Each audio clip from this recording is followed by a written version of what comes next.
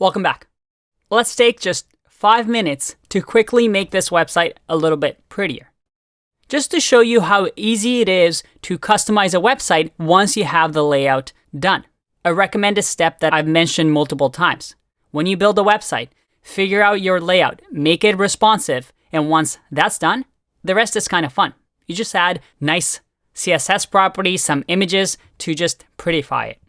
So in our case, I want to show you a website called, well, noshit.xyz. And it's going to really help you out because, well, it gives you free design resources to use. And they have fonts, illustrations, mockups, UI kits, everything for free that you can use on your website. In our case, we can use something like OnDraw over here that gives us a ton of MIT illustrated or licensed illustrations. So if I go to Browse Now, we see that we have a ton of images that we can use. So in my case, I've downloaded one of these images, and we're going to use it as our cover photo. So let's go back to our project. And in my cover photo over here, instead of just having cover with exclamation marks, I'll just have an image tag that will have a class of cover, a CSS property that we're gonna, or CSS class that we'll use. And it's going to link to the image that I just downloaded in my images folder. Again, this should already be in your starter files that I gave to you. So if you look in that folder, you'll see that we have an image folder. And from there, we're gonna grab the onDraw.jpg. If I save this and refresh, and make sure I finish that off with an ending bracket, and I refresh, and this is a PNG. Let's refresh. That's a lot better, but oh boy, that's a big image.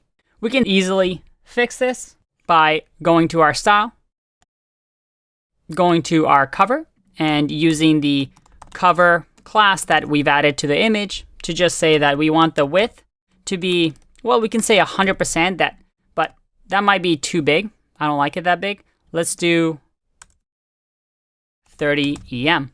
If I refresh, or REM, if I refresh, that's better.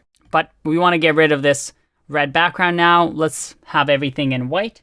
Just going to go up to our zone, and we can just actually remove the red from here.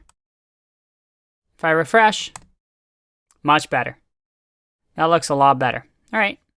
So as we see, the image size isn't growing, which is good, but it looks nice and pretty as the cover photo. Another thing that I noticed is that when I scroll down, I want the header tab to be sticky. That is to scroll with me. And that's another common pattern that we'll see that's fairly easy to do. We can just give the nav element a sticky class. And this sticky class can say that it'll have position of fixed and a top of 0, that is, start at the top. And if I refresh this, it will actually, because of the position fixed, although it works now, it messed up our width. So we want to make sure that the width is always 100%.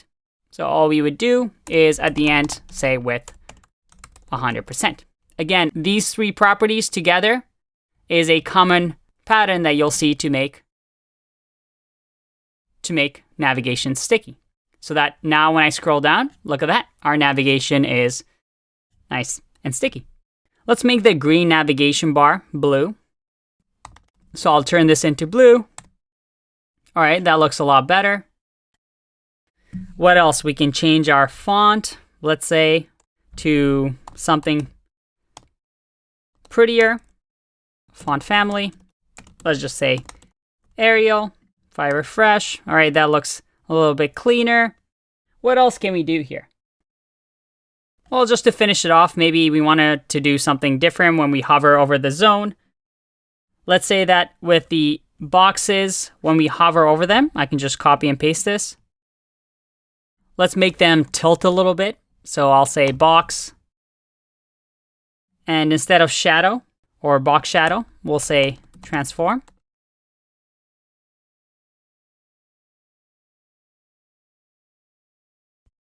And we'll just say that we want to rotate, say, -7 degrees.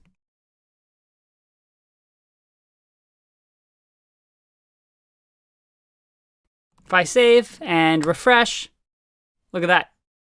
We have some grid systems that when we hover over them, they rotate 7 degrees. I mean, I wanted to demonstrate to you how fast we can convert a website to start looking good. By no means is this perfect, but by just changing a few properties, we've now gone from this to our final view. And you can imagine how within a day of improving this website, making this a little bit prettier, maybe you really like this website's cards that they have here. So you can just inspect the element and perhaps just copy their CSS styles. But there's a lot of flexibility here. The important point, though, is the fact that you start with your layout using Flexbox and CSS Grid, and then it's really up to you and your creativity to design beautiful websites. I hope that was fun. I definitely had a lot of fun playing with CSS Grid and Flexbox, and I'll see you in the next video.